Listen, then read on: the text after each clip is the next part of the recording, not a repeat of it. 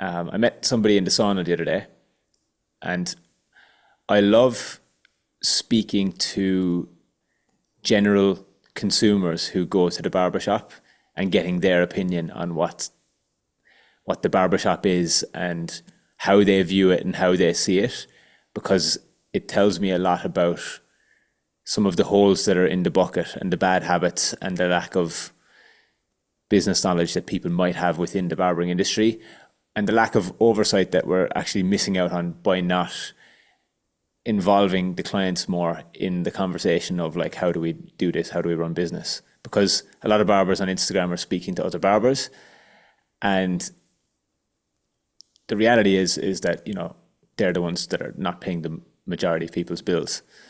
So the guy in the sauna said to me, he's like, mate, I don't know how barbers are making money. He's like, I just look at that as a business model, and he's like, I don't know how they're making money. And like, my answer to him was like, the reality is most of them aren't. Most of them actually aren't making any money. You know, it comes down to a number of factors: pricing choices, they're not pricing for profit, models, you know, no idea how they choose their price other than based on the shop down the road, and they're just not making money. So what's your opinion on that? Couldn't agree more, man. You know, the more conversations that we have with people through the coaching space, and, you know, we've just been overseas for 3 months in the UK and Europe. The conversation is the same everywhere. You know, I think you hit the nail on the head. People aren't pricing for profit. Why is that? Well, maybe a couple of reasons. I think one, we've been told that it's maybe bad or negative to be profiting too much from the people, and just lack of numbers knowledge or fear of the numbers. And that's something we coach people in a lot, and something I'm quite passionate about is money mindset, getting the psychology of money right before you start making more, because as much as you might want to attract more, you can also repel more as well when that big number does come in.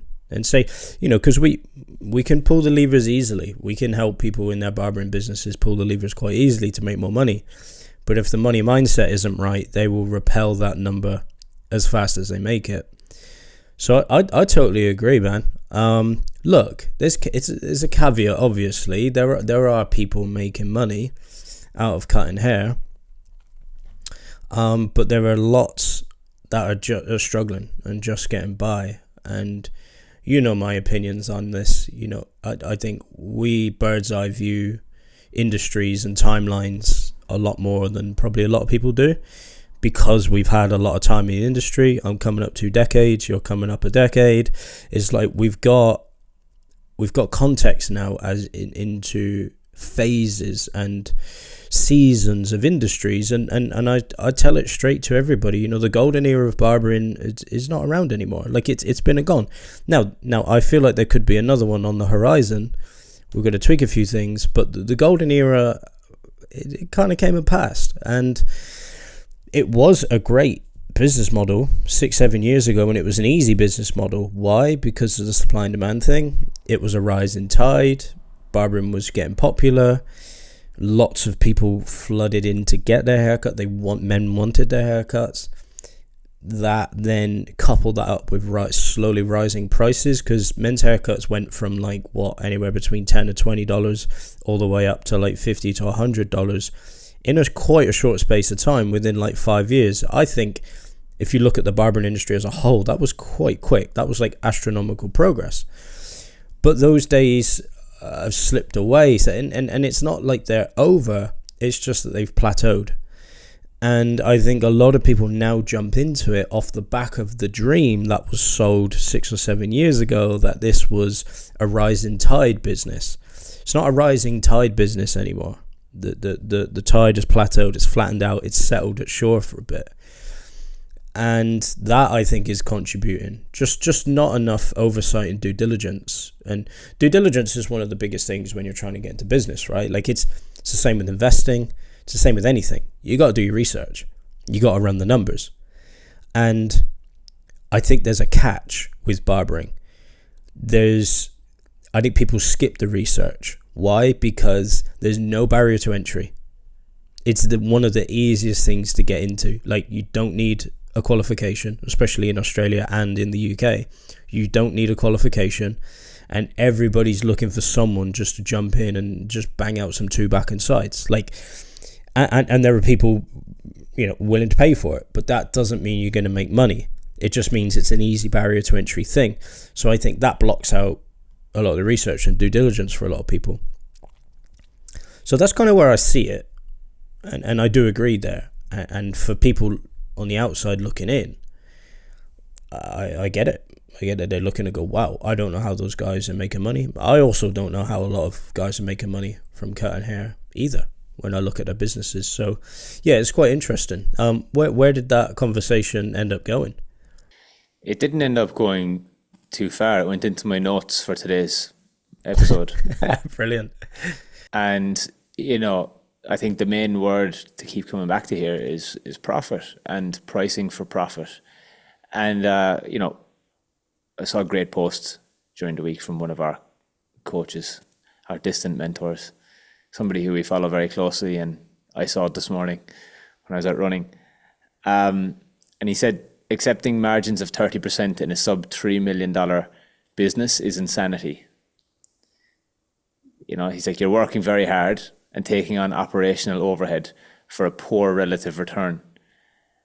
He's like, many in this spot, this is talking about the coaching business, could take on a handful of one-on-one clients, stop everything, and earn a significantly better effective hourly rate with a giant reduction in stress and responsibility.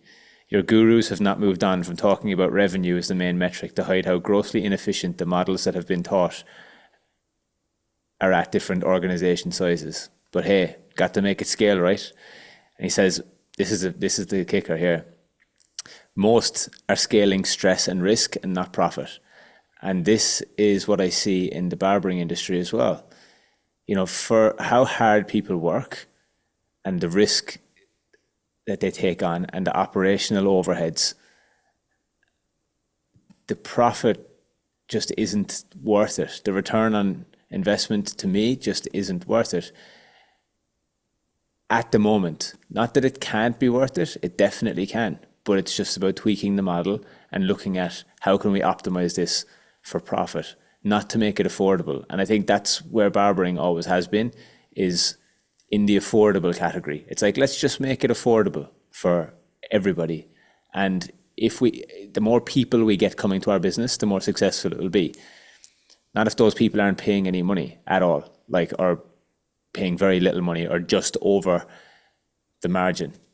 And, speaking particularly to the point where he says, many in this spot could take on a handful of one-on-one clients, stop everything and earn a significantly better effective hourly rate with a giant reduction in stress and responsibility. That's what's happening right now with barbers going into the studio spaces, working from home, working by themselves. And to be honest, and this is just to be completely frank, some business owners don't like it because they know that that's the truth. They don't like it because they know that it's the truth that people can make more money doing that. Now, if them people stop shoveling, they stop making money. You literally have to do an inputs outputs style business when you work by yourself in a studio. It's not the answer to everything, but it requires a longer term plan, a longer term vision. And if there is no longer term plan or longer term vision, you're always going to be shoveling. But for somebody taking on risk and responsibility and setting up a space and setting up a business, pardon the pun, but it pays to do your due diligence and actually put together a plan and plan for profit, not for affordability. Mic drop. I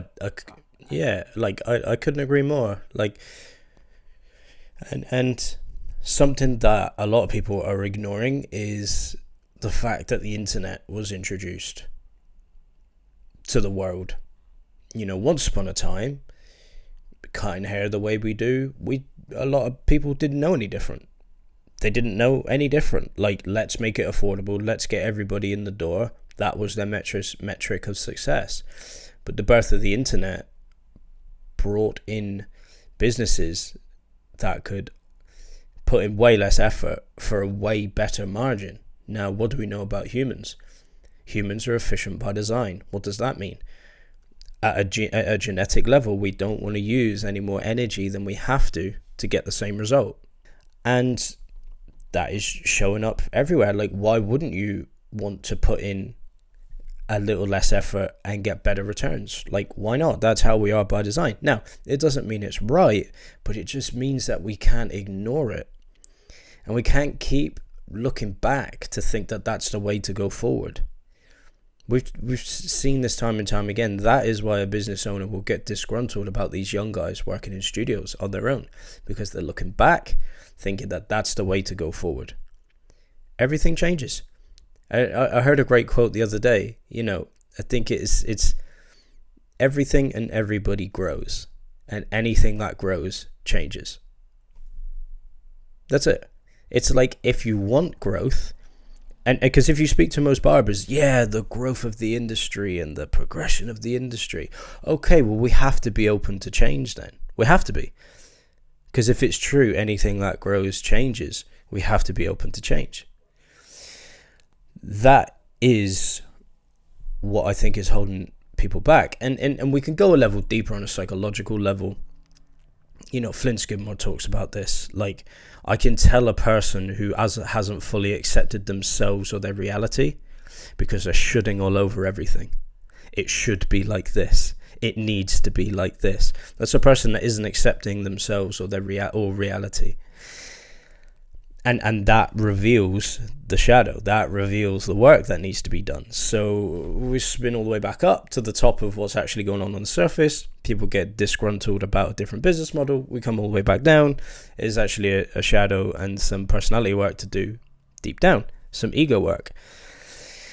So that's kind of how and where I see it. And I love being in the coaching space because we can look at these topics completely objectively. Like, our job isn't to hang on to certain ideas and force people into things and should all over everyone.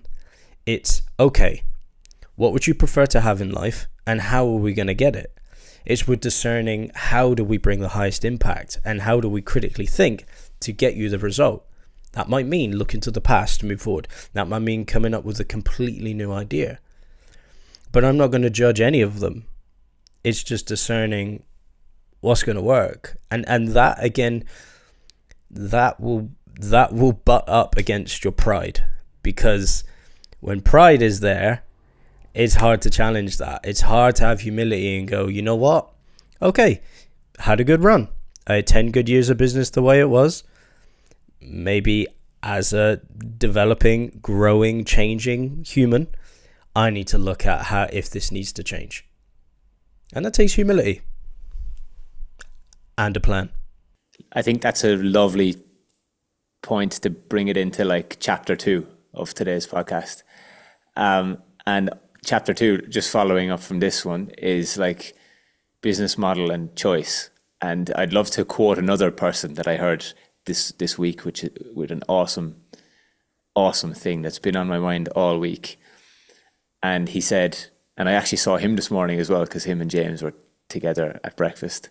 So I knew it was going to be a good day when I saw those two. But he said, the problem is that everything works. Chair rental works. Having a barbershop works. Having a salon works. Having all of it works. Like, you'll always be able to make some money and survive.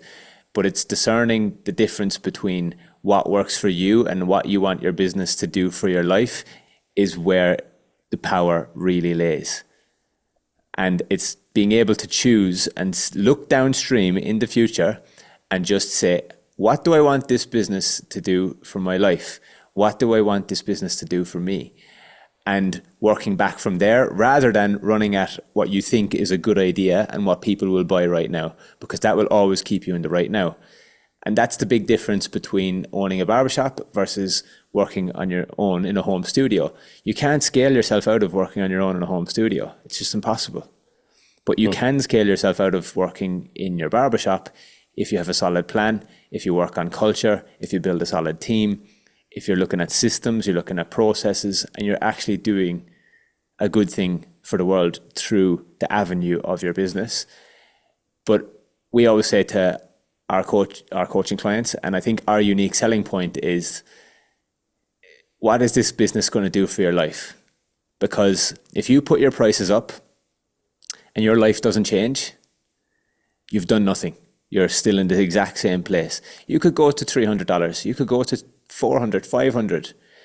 But if that means that you still have the same life, you still have to cut people's hair 24/7, and you never get to do what you actually want to do with your life, whatever that looks like for you, then you're still in the same place. You're still in the same point with just a little bit more money. You still have the same responsibilities, the same overheads, the same stresses, but just on scale. So if you multiply shit, you're essentially just going to get more shit. So first and foremost, it's about laying solid foundations. I put up a thread the other day, and I pulled up my threads page because I think it's probably a good one for a podcast like this. And I wrote a thread the other day, and it says, "A house with no foundation will fall down after one storm." And, you know, it's a humbling thing, but like even up to this week, Lee and I, we've had to come back to the drawing board with our business model and look at, okay, what is it we want this to do for our lives? And can we scale it the way that it is to get to that point where we can provide a solid impact for the world and get to live the life that we want to live? And the way things currently were, it just wasn't going to work. There was a resistance point. There was a plateau. There was a ceiling. And there's always a ceiling until there isn't. And finding the person or the people or the coaches that can help you break past that ceiling and see clearly again is super, super important. So the other day, Lee and I went on a coaching call. What day was it, Lee? Was it Thursday morning? No. Tuesday morning. Tuesday or Wednesday? I think it was even Wednesday morning. Was it Wednesday morning? I don't even know. Anyway, look, it was one of the days. And we basically got absolutely schooled by not even the main guy. It was Tamara. So, and she's fantastic. And she basically schooled us and said, this is what you need to do and this is what you're not doing. And it's basically working from back to front. You know, it's not working on like marketing and getting more people in, because what if you're bringing more people into something that isn't working? And that's what we see in barbershops. It's, let me get loads of new team, let me get new staff, let me get new clients, but you're multiplying something that already doesn't work. You know, you're bringing people into a price point that you're not having any profit with. It already doesn't work. Like, first of all, let's go back to the drawing board. Let's look at what you deliver. Let's look at your foundations. Let's look at why you do it in the first place. Let's look at what's happening in the next 3 to 5 years. Have you thought about your values? Like what you actually value, and in a person, in a team, in a teammate, in a staff member, for lack of a better word. You know, have you thought about that? And what kind of clients do you want to attract into your business? Because in this world, in the barbering and hairdressing world, you're spending a lot of time with people, and you better be sure that you want to spend time with those people. So a house with no foundation will fall down after one storm. And what does your house look like right now? If you're listening to this, you own a barbershop, you're in a home studio. Like, when are you going to run out of future? That is a big question to ask, because all of the home studio barbers, you know, they don't know what some people's strategies are. You know, Henry, I can't wait to catch up with Henry actually in a few days when we do our 3-day course, because I want to just ask him some questions like, where are you going with this next? What are you doing next? Because he's scaling himself out of it. I'm sure he's not doing many haircuts anymore. But not everybody can do that. And not everybody will do that. I love it. I totally agree. I think something just to back it up, we're always working on our foundation. Like, I think that's something I've noticed in our business particularly. We're always working on our foundation, making sure that's solid before we build on top of it. And I think that's so important for a barbershop to look at that too. And touching back on the point that you spoke about, you know, not thinking about future, how much future have you got left? It's like, well, no one thinks about reverse engineering their process, their barbershop pipeline. Like, what do you deliver? Oh, it's a haircut. Is that good enough? Yeah. Okay, cool. How are you getting those clients in? How are they? Yeah. It's like, okay, let's just focus on getting that thing great. So then when we do multiply it, it's gonna fly. How are we converting it? Is it easy? Is it easy for them to pay us? Is it smooth? Is it frictionless? And then how are we bringing that information to them? I think because once you get that pipeline laid out, then when you multiply it, you're off to the races. You've got a clear strategy. You've got a clear plan. It's price for profit. We're not just throwing shit at the wall and hoping that it sticks. It's I don't know. Barbering's been around for so long now, 100+ years. We don't need to keep guessing, guys. Like, we don't need to keep guessing like they did back in the day to move forward. Sometimes it doesn't pay to look back to go forward. Sometimes we do just need to go forward and grow and change. And that's okay. Again, acceptance is a massive thing here. Get a little bit stoic on it, radical acceptance. But yeah, man, that was deep. I loved that point. It was huge. And chapter 2, like to go back to the start of the chapter, right? Like, it's on business model and how to choose your business model, because everything works. But what's important is that you choose the model that works for you, not the model that you think will work to make you money. Like, that's only one aspect of it.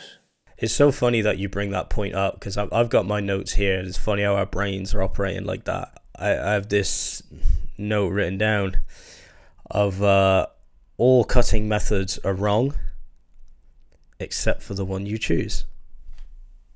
It's the same thing. All cutting methods are wrong except from the one that you choose, because the one that you choose is the right one for the thing to get the job done. Because people are distracted. Oh, maybe it's that one. Maybe it's that one. It's like, learn, do your due diligence, assess, so you can pick the one that's going to work. It's the same. Where I got that from was listening to someone talking about religion. And they were like, all religious beliefs are wrong other than the one that you choose. Because it's the one that you need and feel. It's like, oh, I wonder if it's that one. No, they're all wrong. They're all wrong. Why? Because nobody knows what's true. Nobody knows what's true. It's our best guess. Same with haircutting. Nobody knows what's true. It's our best guess. So, same with business model. All business models are wrong, other than the one that you choose. And how do you choose? A little bit of due diligence, a little bit of planning, a little bit of oversight, a little bit of humility, a little bit of running the numbers, a little bit of maybe hiring a coach to help you. And on the flip side, all business models and all techniques are right as well. So that's depending on the one you choose. It's kind of a paradoxical, yeah. It's kind of like a paradox there. Just what one you choose to do, what you want it to do for you. Yeah, and to get what result. And that comes back to like conscious choice again. It's like, what result do you want this to give you? Like, we did a planning session with one of our clients yesterday, and the idea was being thrown around about going into a home studio from owning a barbershop. And it's like, yeah, but that's not going to actually solve the problem. The problem that you're having right now, or the perceived problem, or the challenge that you're having right now, is that you're stuck doing all of the work. How do you think going into a home studio is going to change that? You're still going to have to do all the work in order to make your money. It's not going to be the thing that actually changes it. So sometimes it's just about stretching out the time horizon and putting the solid foundations in place and letting go of instant gratification and actually putting some work in for a little bit of time so that you can get loads of time back later. And I think that can be missold, and the dream is sold these days that you're just going to get to 25k a month or whatever it is, 30k a month, and that's going to be it. You're just going to be solid, like that's it. But if you have to keep putting in 70, 80 hours a week to earn 25k a month, don't talk to me. If you can earn 25k a month by doing 4 or 5 hours a week, then I'm really interested and I'm listening. This is a game of buying your time back. It's not a game of how much money you can make. Anybody can make money by cutting people's hair all day long for fucking $20 or $50, whatever it is. Like if we wanted to make coin, we could be coining it right now, you know, through barbering. But we're not focused on that as the main metric. We're focused on, yeah, it's a nice metric. It's a big metric. It's a important one. But it's how can we do the most in the least amount of time? It's an efficiency thing. It's an energetics thing. It's the holistic point of view. It's like, how can I set up my business so that it supports my life, not my life that supports my business? Because if you end up sick, unwell, in hospital, at the end of working a 20, 30, 40-year career looking after everybody else, and your health suffers as a result of it, was it worth it? Was it worth it? Probably not. In my opinion and in my value set, it's not worth it. So it's really important that we get clear on like what is it that we value? In other words, what is it that we think is important? And just get really clear on that first. Start there and work backwards from there. Because if you aren't clear on that, you'll just accept anything. You'll take anything on. You'll go into any business model just that you think is a good idea. I even see some barbershops now going down the subscription route. And subscriptions work well for Netflix. They don't work well for barbershops. Like in terms of a model that is capped, like you can only cut so much hair every week, and you're going to start giving people subscriptions. Like I would be putting on the marketing tap a little bit more than putting time into subscriptions. It's a good idea in general society. It's not a good idea in specific niche business. Like just my opinion. But again, when you're clear on your purpose, when you're really clear on your mission, when you're really clear on your values, those things can be easily discerned. Like we can go to workshops, we can go to shows, we can go to all sorts of things, and we can come away and just think, yeah, that was interesting, but I'm not going to plug it into my business. That's not going to get me the result that I actually want from my business. It's being led by the trends, you know, so that's literally being led by the trends. And we need to talk about trends in hair in a different type of way. People think trends only exist in haircuts and hairstyles, but they exist in businesses and business models and in everything. And like we spoke about at the start of the podcast, the trend of people getting into home studios and self-employed route and all of that, like it's okay. It's fine. It all works, right? Going back to that thing, everything works. But we need to discern whether or not this is going to work long term for what we want from our lives. Otherwise, we'll be just, here we go. This is a good one from yesterday too. But a lot of barbershops are operating like a pinball machine. You know, they're just frantically pressing the buttons on the side of the pinball machine, trying to keep the ball in the air in the hopes that everything's going to work. And that is a stressful life. I would not put that on my worst enemy. And it can all be solved by putting a simple plan in place, having a growth strategy, knowing where you're going for the next 3 to 5 years, and reverse engineering it and breaking it all down. Getting really clear on your foundations. Again, you know, a house with no foundations will fall down after one storm. Should we go chapter 3? Or do you have anything to add? No, that was great. Like, you know, we could go on about that for forever. But that kind of sums it up, right? So yeah, if you want to be in the 1% of barbers, train as a hairdresser first. Why do you think that's important, Lee? Well, I don't want to be the kind of the should guy here, because I'm against shoulding on people, but I just think it's done me so many favors. Like, I can only use my career as an example. I trained as a hairdresser first, right, and then transitioned into men's hair. Why do I think it's important? Well, from a training aspect, it's just more well-rounded. And from a development aspect as an industry, it's just more developed. There are so many things, so many useful things that the hairdressing world does that the barbering world could use, but they just don't, for a couple of reasons, because it's not as developed and I understand it. These things take time, and there's a little bit of ignorance too. Again, we got to remember easy barrier to entry. Don't want to spend time on things, not enough patience, low price point, all that stuff that affects the decisions and the growth of an industry. But yeah, just training as a hairdresser, it teaches you so much more than just taking length off the head.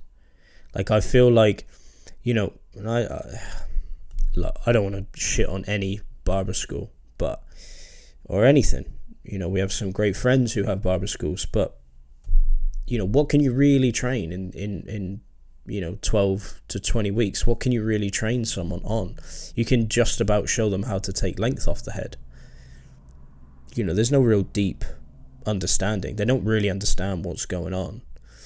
I did a 4-year apprenticeship. Again, I'm not saying you should do that. I'm not shitting on anyone. All I'm saying is it did me massive favors, because the moment I was on the floor, okay, Lee, here's your first day as a fully qualified stylist. Not only did I have 3-4 years of building a column, but I could handle a lot of things. I knew what was going on. I could handle it, cut hair at a good quality, all that kind of stuff. I'd got the people skills, I'd got all that kind of stuff going on. So yeah, and that's just from an experience standpoint. Then it's like you're going to learn so much more about long hair. You're going to get all the scissor work, all of that. Fading's easy to learn. Just go on YouTube or buy the hair index, buy our online hair tutorials. Like, it's easy to learn. It's for the most part, you've got an electronic cutting device in your hand that does most of the work for you. It's not that hard. You learn to put what guards on and where and when and how to hold it, and you're fine. Like, we've got kids that have been cutting 6 months, fading better than some people that have been cutting hair for 15 years. Why? Because they just watched really good people on YouTube. So that's not the point. The scissor work's the hard bit. Why? Because it's much more mechanical, it's much more in touch. It's an extension of the hand. It takes patience, takes practice. And again, back to my theory of, well, low barrier to entry, why people don't want to put in time or patience. It's just not, I don't see it as much. So I can just get this electronic cutting device that does most of the work for me, and off we go, and then the thing doesn't stop, That's my view on it. Look, I don't know if it's superior. It's definitely helpful. There is some fantastic barber training out there from scratch. Hard to find. But yeah, what are your thoughts? What are your opinions? Yeah, I mean, look, I like the statement in general. To say it again, if you want to be in the 1% of barbers, train as a hairdresser first. I think just get moving first, like literally just get moving. Like, don't worry too much about like where you start. It's about what you do after you start, and the type of information that you take on from that point. I think it definitely pays dividends. It doesn't make a lot of sense in the beginning to somebody who wants to get into barbering to start, you hear it all the time. People go to TAFE or they go to college and they start learning how to blow dry long hair. And it's like, I signed up to be a barber and here I am blow drying long hair. Now, it makes sense later down the line as to like why you might want to use that. But in the beginning, it doesn't really make much sense. But, I think, yeah, it definitely pays to get that under your belt. When it comes to being in that 1% of barbers later, because you can be in the majority, you can be in the affordable bracket, you can be acceptable. And I think that's what a lot of the schools train people to be, is just acceptable, just over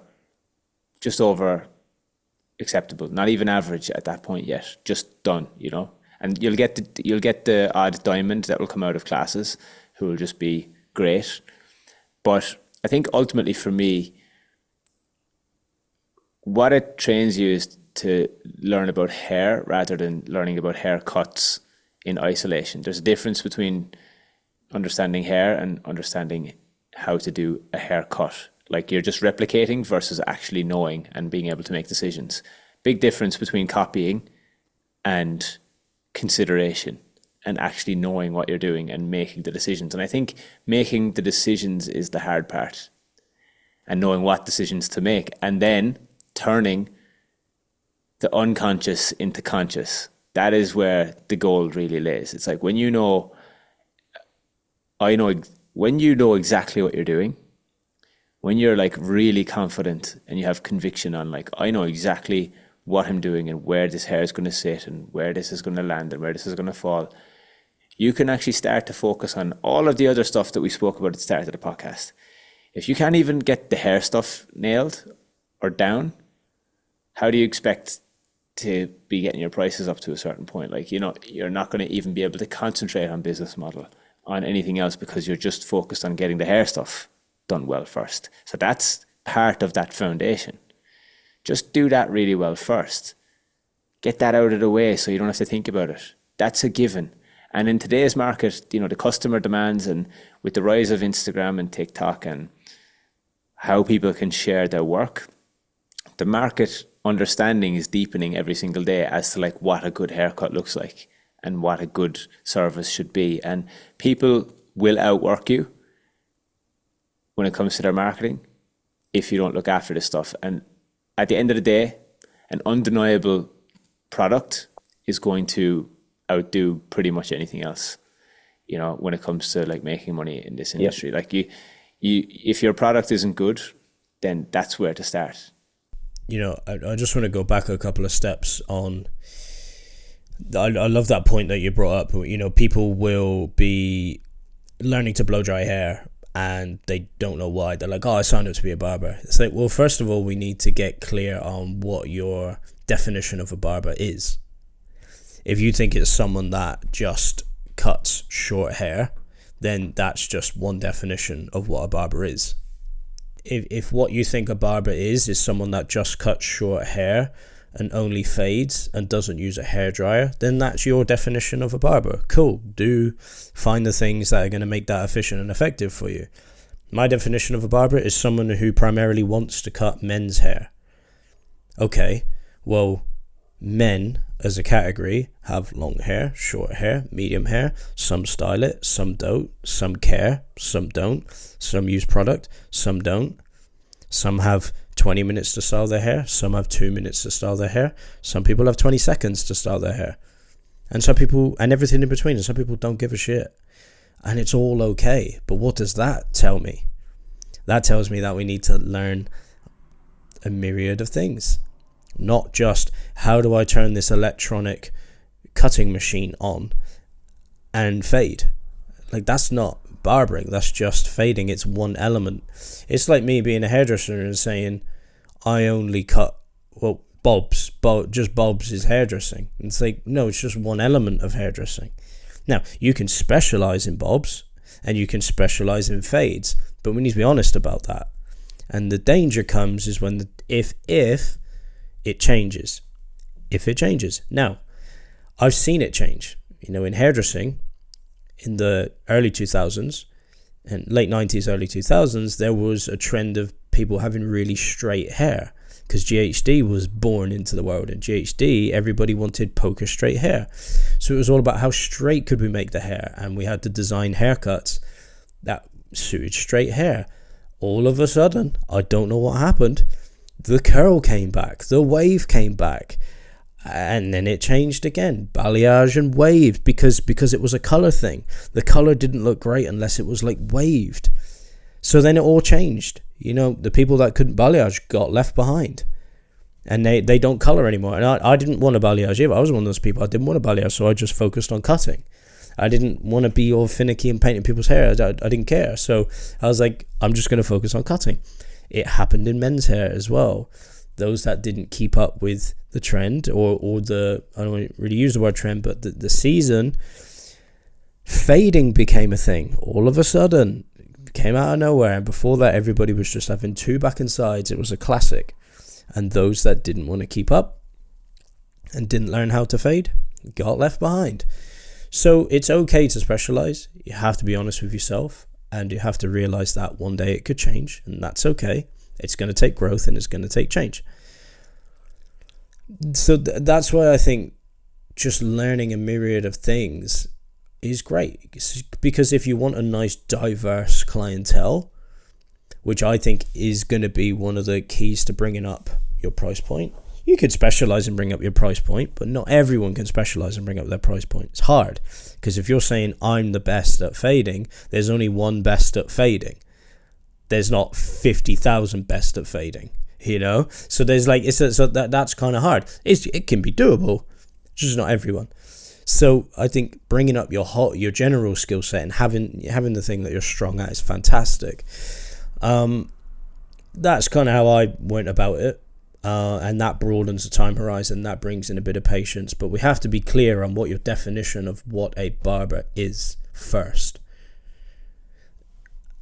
and then we can only then can we go from there, because just to think that it's just the electronic cutting machine in your hand, well, that's just one part of it. Well, we're back to like the whole everything works thing again, but some things don't work without other things, and you know, it's the whole conversation of like knowing a lot about a little versus a little about a lot.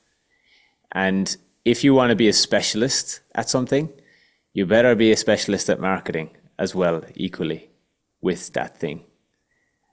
Or a specialist at like customer acquisition and customer care and culture. Because if you want to just do fading, you got to be good at letting people know that you're just a fading guy. Like, because if you don't want to market your business, you're in trouble when you don't know a lot about a lot. Because if you're just allowing anybody walk in, you got to be able to handle that. If somebody walks in the door and they have long hair and you get scared, that's something to look at. And the information's out there. It's very easy to find. It just takes a little bit of humility and a little bit of an investment to get the proper training, to go to the source. You know, go to the source, get it done well. If you buy cheap, you buy twice, you know. You can watch all the YouTube videos you want, watch the hair index all you want. It's still too cheap sometimes for people, you know. I'm even starting to think even our most expensive courses are too cheap. That's where I'm going with things, because it's like it's not enough skin in the game for people.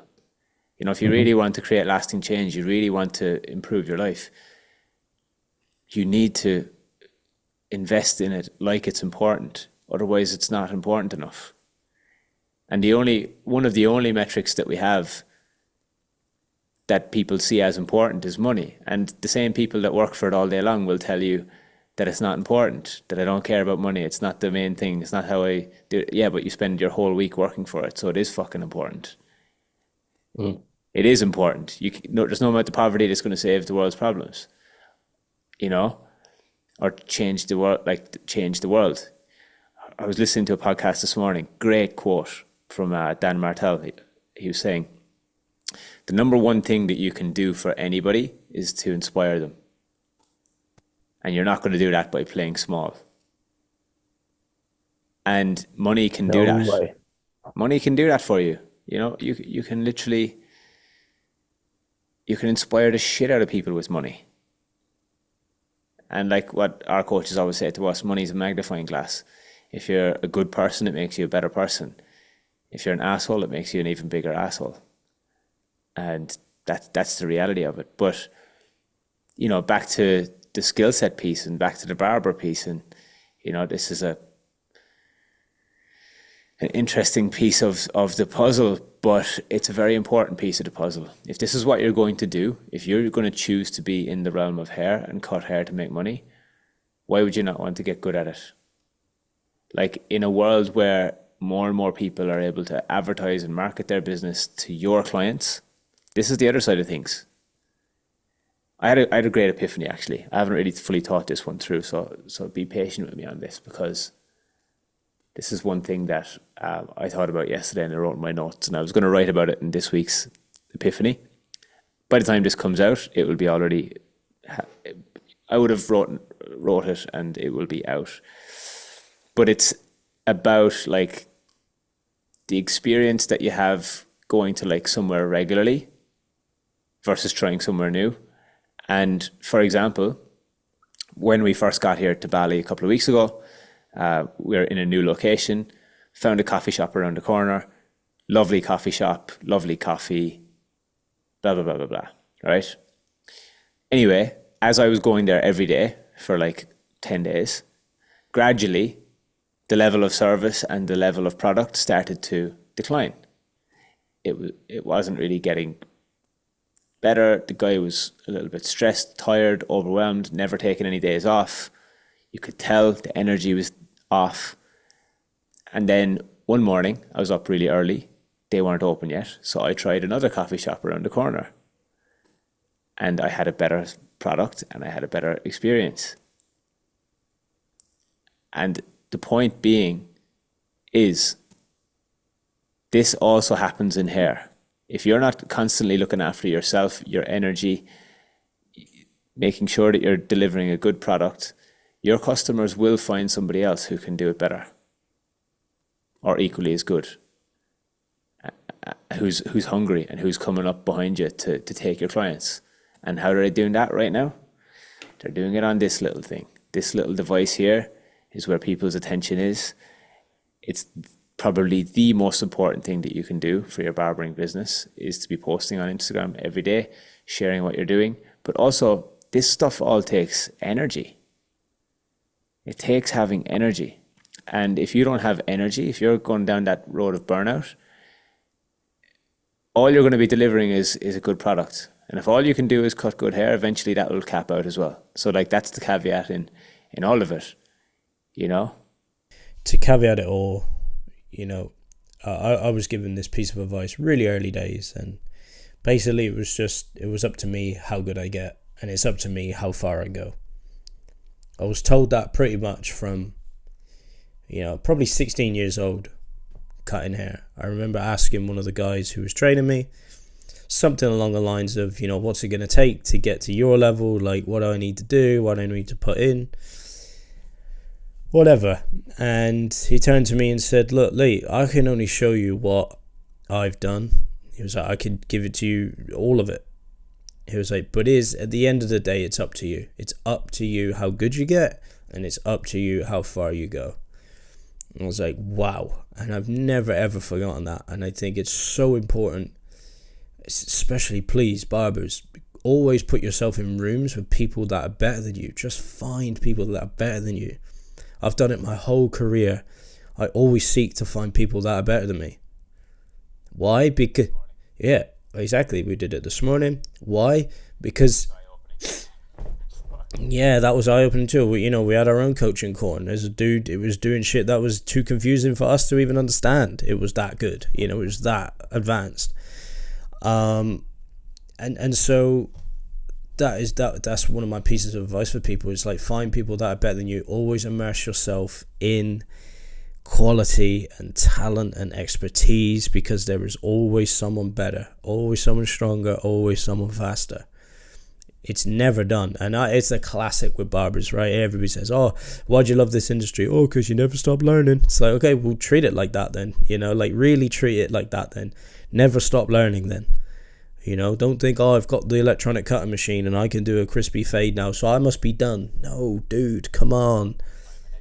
I'm an educator now. No, dude, it's you're just getting going. You just get moving. Like, it's just so, you're never done. You're never done. I'm not, look, we're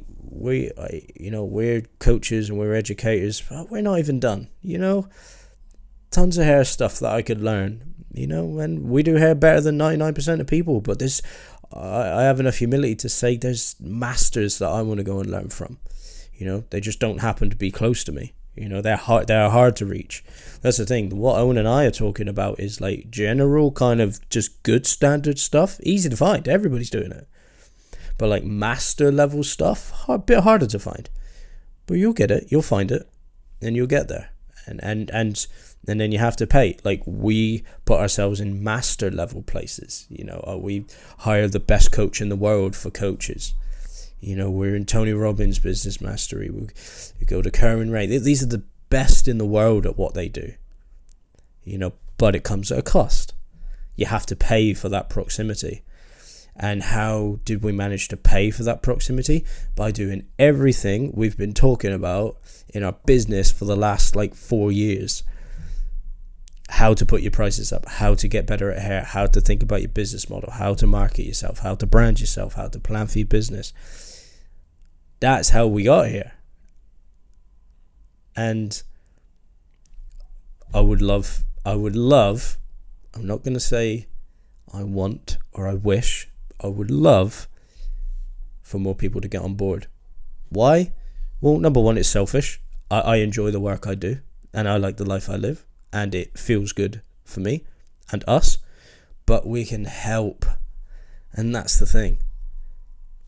We can help so many people. It's like this whole, you know, $100 haircut, $300 haircut. Dude, we were doing that years ago. You know, people talking about, oh, I'm an educator, blah, blah, blah. Well, there's still a lot of what I see in education right now. And sorry to any educators listening to this, but what I see going on in hair education in terms of price point is what happened to the barbering industry.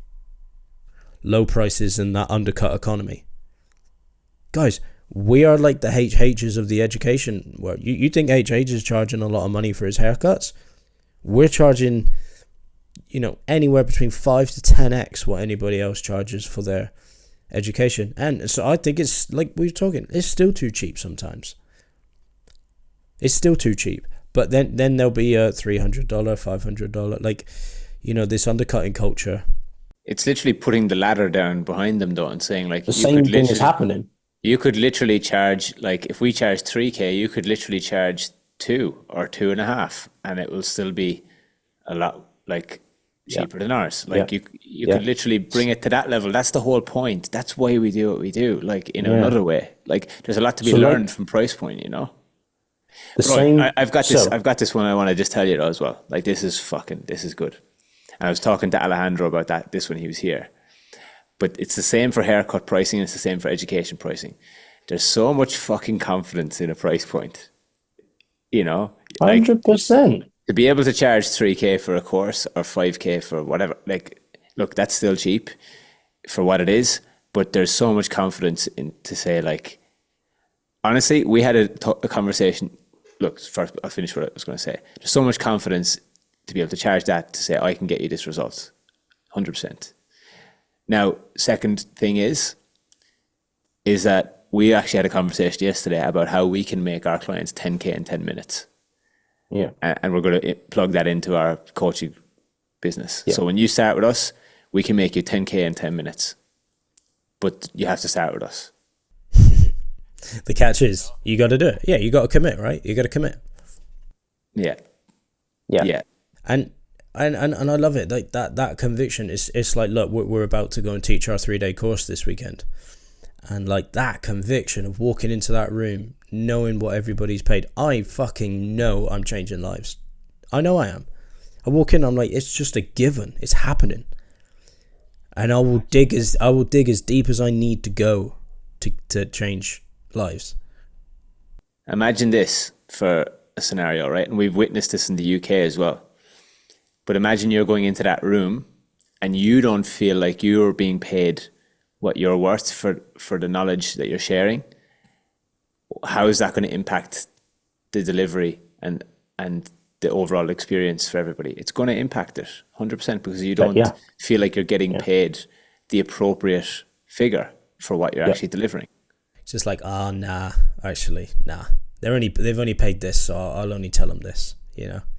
And it just doesn't, the energetics behind it, you're not doing anybody any favors. You know, you're calling people to a higher level, a higher standard. You become that person that can pay that type of money for these things. It's taking people out of their limitations. You know, somebody said something to me the other day on Instagram that it's a little bit out of their price range or something like that at the moment because they're saving for a holiday. Okay, so a holiday is within your price range, but bettering yourself so that you don't need a holiday from the life that you're currently living isn't. Like, and why are you putting, what broke my heart about that was, why are you putting yourself in that bracket? Like, of course you're that type of person who can pay that type of money for something. It is 100% within your price range. It's just about what's going on between these 2 years and how you see yourself. This whole thing is made up. Money is made up. Numbers are made up. Like once you start transacting with like thousands, charging $70 for a haircut is nothing, you know. Peanuts. And that comes with it comes with an energetics. It's like guys, come on. Like we're literally putting the ladder down behind you to like pull you all up to that level. Take the bait. Like I said to Henry on our podcast, we use him as an example because everybody looks to him for kind of the price point because he is one of the more expensive barbers. Great. But I said to him, I was like, well, if everybody's saying you're that expensive, there is no reason why everybody shouldn't be fully booked then. Why? Because they look cheap compared to you. Now, this is what he's helping them, but this is what challenges the undercutting culture. Does low price point mean you're always going to be busy? No, and that's the only thing there. It challenges the undercutting culture, because if being cheap was the thing that make you busy, then everybody would be busy. There'd be no reason, no excuse why everybody isn't busy. Now that's not the case. Why is that not the case? Because that's not what makes you busy. That's what completely dissolves the undercutting culture. Like, oh, I'm going to be cheaper. I'm going to be a fair price. I'm going to make it accessible to everyone. It doesn't work. If it did work, everybody would be busy. Why? Because there's loads of cheap, affordable, and make it accessible for everybody barbers out there. There's loads of them. If you're charging less than $50 for a haircut, I put it in that bracket. There's cheap, affordable, and accessible to 75% or more of the population of men in your state. That's plenty of people to be busy all the time. It's the same with hair education. We're super expensive. It's like, and Australia, like, yeah. And so like for the education world, if we're charging 3K, 5K, 10K, 20K for certain things, it's like your $500 class should fly. It should fly, because if it's the price point and the fairness and the make it accessible to everybody, if that's the thing that gets it booked, then it should fly. But it's not always the case. And that's why we encourage and we coach barbers, bring your prices up. Because cheap comes with a what's wrong with it. Sometimes cheap goes, well, why is it cheap? Nah, maybe not. You know what? Nah. Can't be worth it. Or I don't really want to, put time into that. So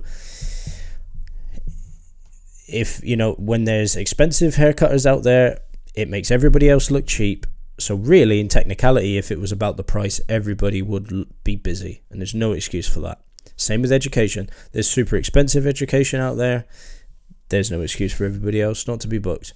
If it was true that it ran on price point, and I just think that completely dissolves it. It dissolves that theory of undercutting culture. It's just not true. Most people will always come back to number one, a great product, number two, great service. That's it. Fantastic product, fantastic service. Then when you sprinkle the marketing magic on that, the sales process magic on that, pipeline magic on that, whew, you can have a great life. I think you're going to have a great life. An enjoyable life. Yeah. And for the consumer, of education who, I hate shooting on people, but should be everybody. I think it's something that we should continue to learn and to do and to embark on. We're never finished. Don't cheap out on your education either, because cheaping out on your education ensures that you'll actually spend more money on it, because it won't get you the result that you're after. If you cheap out on it, you're guaranteed to have to do it again. Like, don't buy the watered down stuff, buy the actual juice, buy the juice, go straight to source, get the information you need from the best people in the world. That's what we do. Don't just cheap out on it and buy something, because you're just going to end up spending the money anyway. That's the thing. Or the time. Yeah. Like, there's only two things that you can ever spend to get these things, and it's money and time. And people spend what they value least. People will spend all the time going to the cheap education, still not get the result, because they don't value their time. They value having more money in their bank account. But whereas, if you just spent the money in the first place, you save your time and you get the result that you're after, but just earlier, so that you can start making money with that result. And on the flip side, something that pops into mind is trusting yourself and developing yourself as a student of life and a student of knowledge.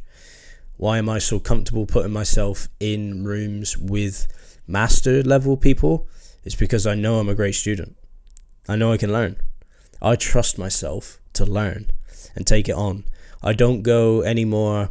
I hear this a lot in the coaching space, and even when we're on our coaching course, when we're getting coached, people say, oh yeah, but that's not my thing, and yeah, great at the creative, but numbers aren't my thing. I've stopped saying that to myself. I've stopped saying it. Maybe historically they haven't been my thing.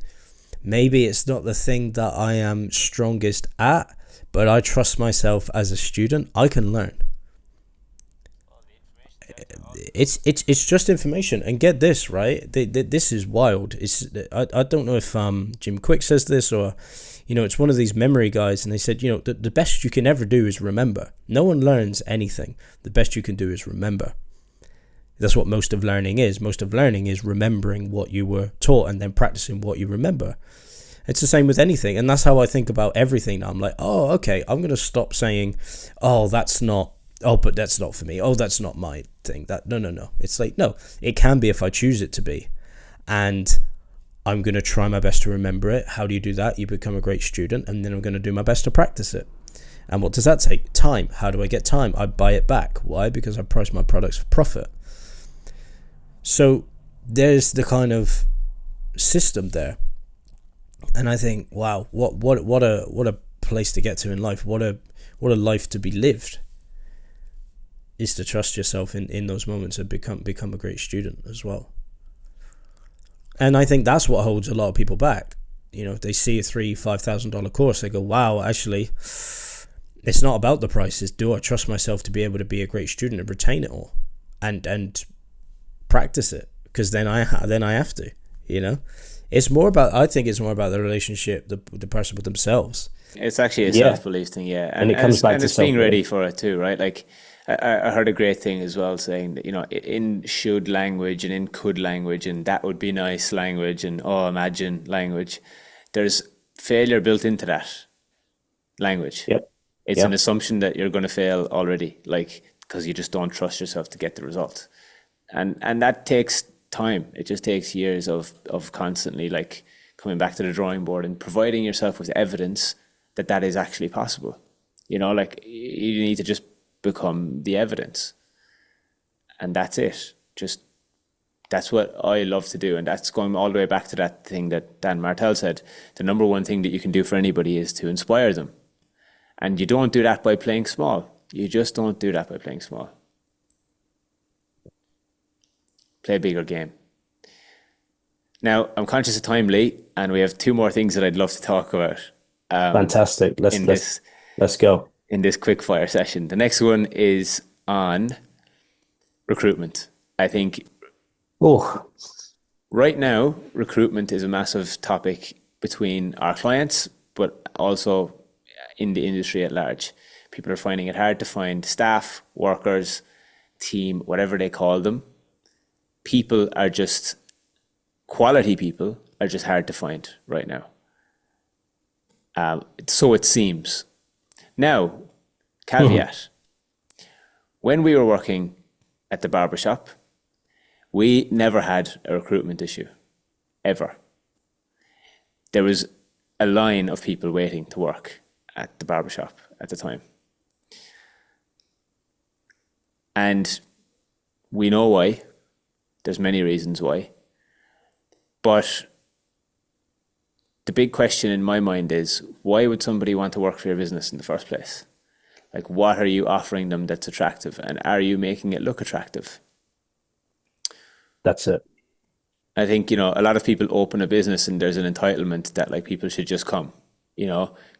I saw something online earlier, and it's like, build a thing and they will come. And it's like, yeah, but build a thing and anyone will come. But build a specific thing that's great for people, and great people will come. It's like, build a great thing and great people will come. Build a shit thing and shit people will come. But what do you think right now that barbershops can do in order to become more attractive for people to want to come and work there? Because that is a big thing. If we can solve that problem in 10 minutes, then this is going to be the most useful podcast ever.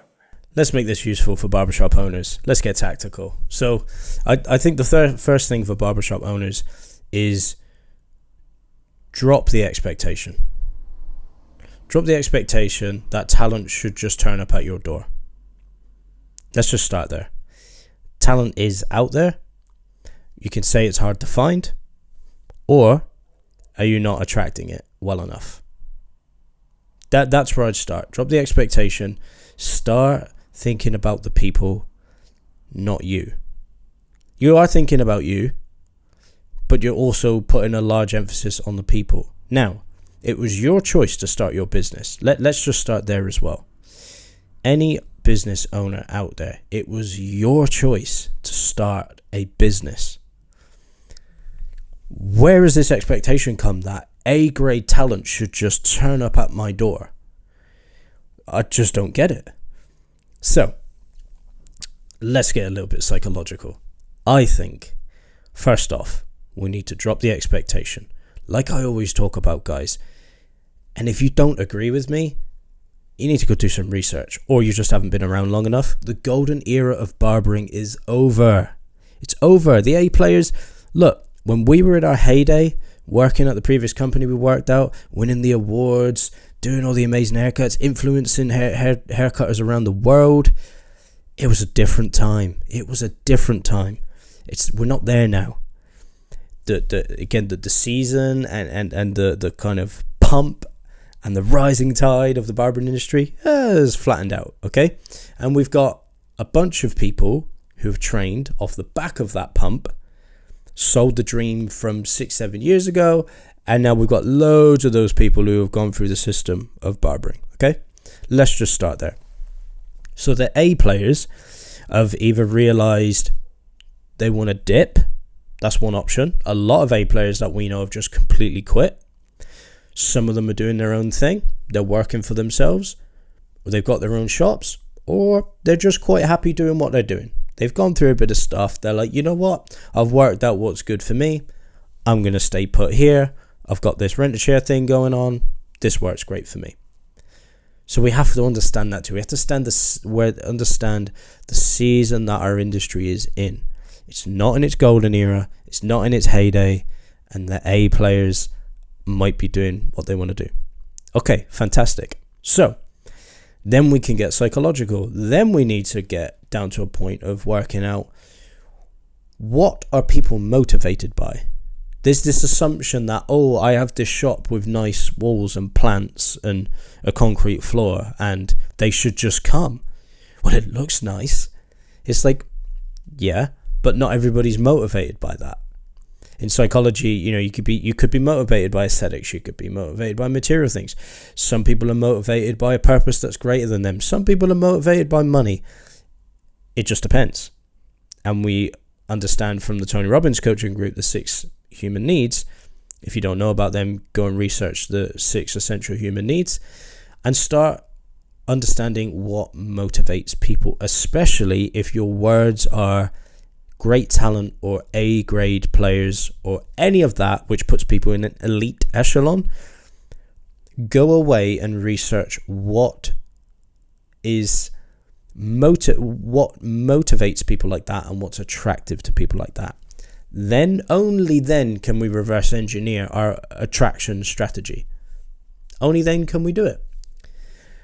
And then we start to reverse engineer. Now, if you understand what your thing is, like Owen was saying, build it and they will come. If you're just so die hard on the thing that you have built and you won't budge and you won't adjust and you won't adapt, that's okay. That's totally fine. It's not right or wrong, but you just can't complain about the results that you get. You can't complain that nobody rocks up at your door, because it might be the completely wrong thing that's going to attract A-grade talent. Again, doesn't mean it's right. It doesn't mean it's wrong. I'm not here to judge. I'm here to discern what's efficient and effective. If it's not bringing in A-grade talent, okay, you either change and adapt, or You just accept it and you just wait. You need a bit of patience. But if you do want to adapt, then I think it's worth doing a bit of work into what would motivate somebody and what would attract somebody to this shop. Now, it's clearly not money, and I don't think most barbershops can even pay enough people. Most barbershops can't pay people enough money. Now, I would be attracted by pay me as much as you can for the value that I bring and show me how to invest it so that I can make more money from this. That's definitely not happening in barbershops. Maybe a couple. I would be attracted by that. I would also be attracted by growth, a growth strategy. So this is where I was saying, this goes all the way back to one of our previous points about learning to be a hairdresser first. Like, how do you expect to expand other people's, if you want to become a business owner, how do you expect to expand other people's lives, growths and horizons with limited knowledge and skills and expertise? If you think, it's just the electronic cutting machine and we're just faders, okay, but then what? People are going to get bored of that eventually. They're going to be like, I've capped out at like 100k a year. I'm pretty good at fading now. Hey, boss, what now? And boss turns around and goes, this is it, dude. Like, this is it. We ran out of future. So that would not attract me. So I would be attracted to growth. So do you have a growth strategy? That would be huge. Do you have a training system? This is something that we need to talk about. What on earth has happened? What on earth has happened to the progression and learning and the development in barbering internally? I don't think it was ever there. We spoke about this in one of our coaching calls with one of our clients the other day who's building an internal training system, and this was brought up, but you come from a hairdressing background and you have to remember that.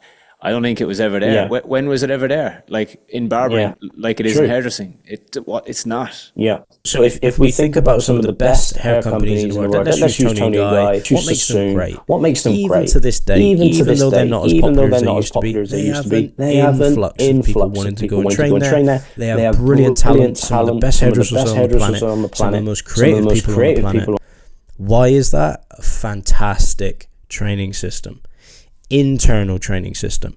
See, I think one of the issues is, and this is just my opinion,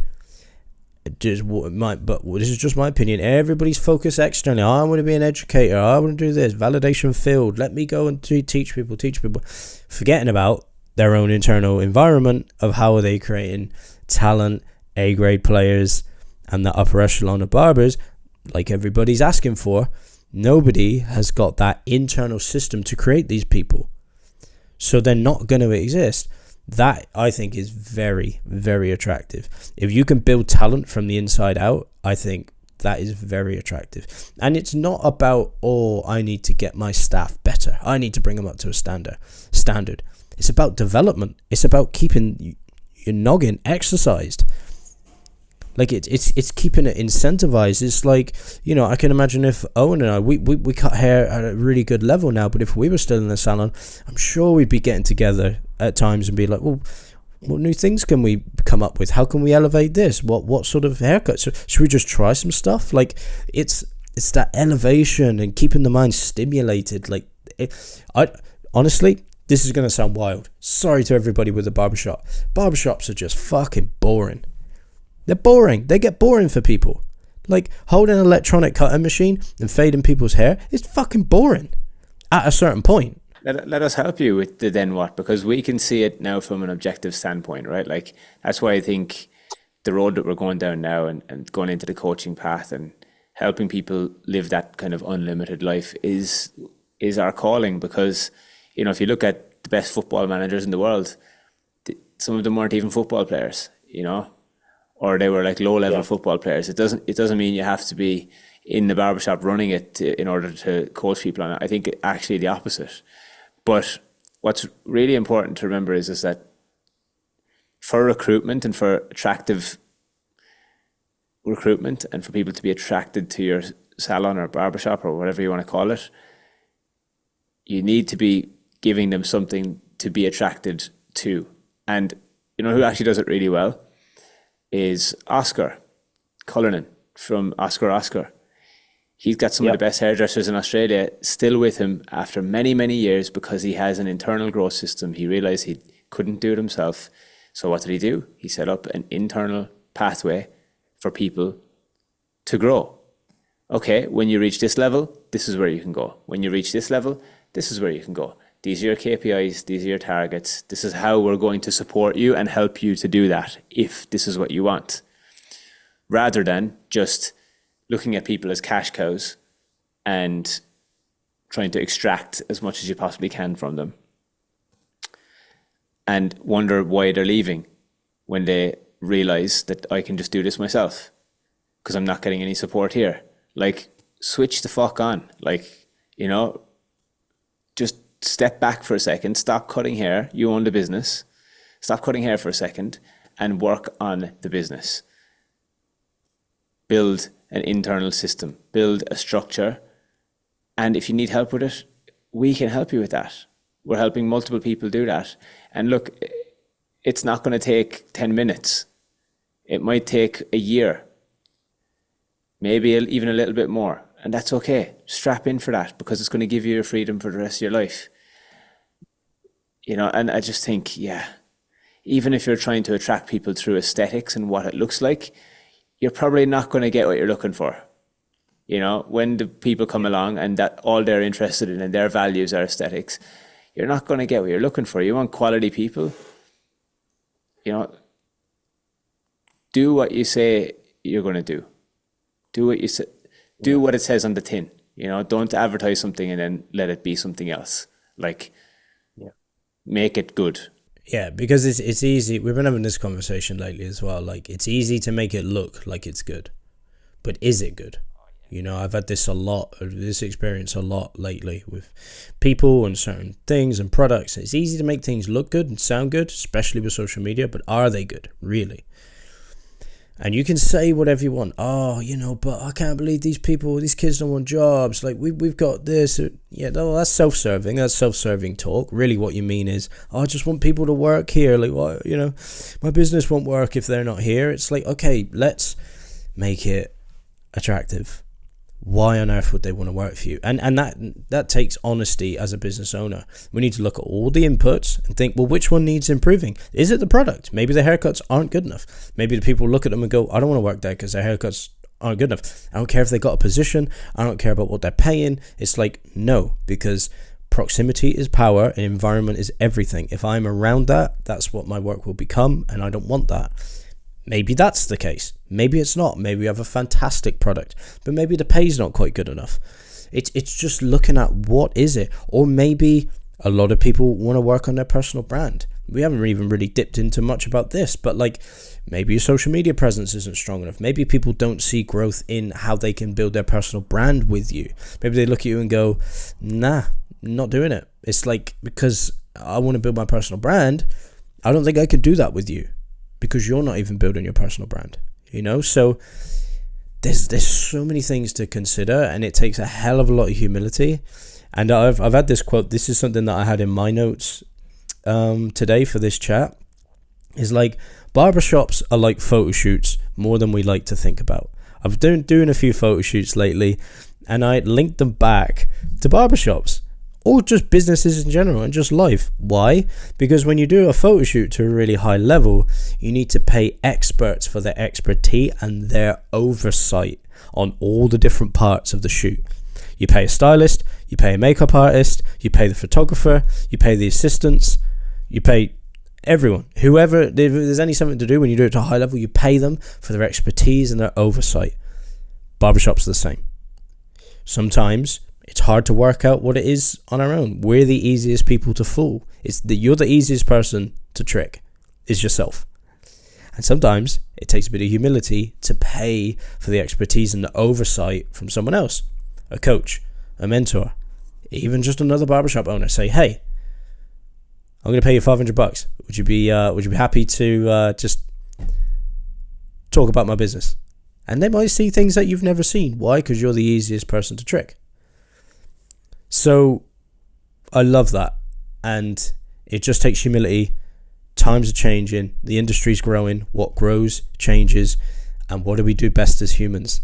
It's never the strongest that survive. It's the adaptable that survive. Always remember that. Those that adapt will survive. That's what humans do best. And if we don't adapt, well, your business might die. Sorry to say it, but it might. But to wrap up the chapter on recruitment, again, this is the thing. It all works. Everything works. You'll get exactly what you put out. Make sure that you look like you're open for business, first and foremost. And if you're making something attractive to people, they will come. But make sure that it's you. Make sure that it's real. Yeah. So that leads nicely into the last chapter. I'd like to see what your thoughts are on this one. But the history and barbering of people playing like the inconspicuous card and how it doesn't work. No. And the amount of times that I land on a barbershop's page or a barber's page or Instagram or website and I can't find what it is that I need to find is bizarre. Every single barbershop should have where they are on their page and how I can get a booking and how is this going to help me. Being inspired by brands that play the inconspicuous card, I get it. It's cool. It's inconspicuous. But you're not making it easy for people to buy your thing. Like, make it easy for people to buy your thing. Yeah. If I don't know where you are, I instantly opt out. One of our guys who we worked with to help develop our brand, James, he told us, if you have to make people think, you've lost them. If you have to make people think, and that's sad, right? But if you have to make them think, you've lost them. If they can't easily find within 3 seconds where you're located, unless they really, really buy into what you do, they're not going to go and find it. They're just going to move on to the next thing because it's going to feel uncomfortable. It's going to feel hard. Need another hit of dopamine. See you later. Couldn't agree more. Why would you put all that effort into marketing and then make it hard for them to buy from you? Here's a bit of coaching for free. Make it easy for people to buy your stuff, and I guarantee you'll make more money. I just guarantee it. That's why most barbers will never earn more than a certain amount per month. Most barbers will never earn over 4K per month or 5K per month because of all of the barriers and restrictions that they're putting in place for themselves. Yeah. It's literally comes down to a systems thing, but a belief systems thing, and then an actual systems thing. It's like we're back to the foundational piece again. It's like just lay a solid foundation. Yeah. If we want to just get tactical for a second, people need to start seeing their social media as a business tool. It's a tool, right? And we got to forget about the aesthetics sometimes. People don't want to put their name, or they don't want to put like where they are, or they don't want to put the word barber in their bio. It's like, okay, well, do you want it to work, or do you want it to look good? Do you want it to just look like it works or actually works? It's like going hiking and worrying about getting your boots dirty. It's like, no, I don't want to wear those. I want to wear my Adidas. It's like, no, you need boots. Okay. Do you want to stay dry, or do you just want to get saturated and covered in mud? It's completely up to you. But there's only one way, there's only one way that's going to really work here. And that's how I see social media is just make it easy. This is marketing, right? And just doing a bit of research on marketing, make it really easy for people to find you, make it really easy for people to pay you. I think you're guaranteed to make more money. I don't see how you couldn't, because there's no point putting, like we were just saying, all that effort into marketing, posting great content, doing all these haircuts, and then people find it so hard to find you or so hard to buy from you. Why would you do that? Look at the best companies, some of the companies that make the most money. Amazon, easy to buy from. Easy. eBay, easy to buy from. Any online store, that's great, super easy to buy. And, people are looking for a particular result or a particular outcome. They feel like they have a particular problem that you might be able to solve. But you need to speak to the problem that they think they have, not what you think it is. It's like, that's what we got coached on the other day. It's like, you need to basically tell them that it's a barbershop. You can call it a men's hairdressing salon, but that actually turns a lot of people off because your target market might not look at it that way. They might think, oh, well, no, that's not for me. I don't want a hairdresser cutting my hair. I want a barber cutting my hair. So it's just really interesting, right? And that's going to be different for everybody, but make it easy for people to find you and make it easy for people to book with you, and watch your, your bookings go up. Watch your close rate go up when it comes to actually getting people to book an appointment. It will happen. So yeah, nice. That is today's episode of Unlimited, the quickfire edition. I quite like that, Lee. I like the kind of quickfire hot topics, like what's hot right now in the industry, and let's like quickfire on it and like give it, 10, 15 minutes each. And coming back to this maybe once a month or something as like a quickfire hot topics episode. I loved it. What a great conversation. I'm really enjoying this format. I trust people got a ton of value out of that. I felt like it was very valuable. And it's just scratching the surface. Well, we can go deep. Yeah. Thanks for joining us once again on the Unlimited podcast. Thank you so much. And we'll see you on the next one.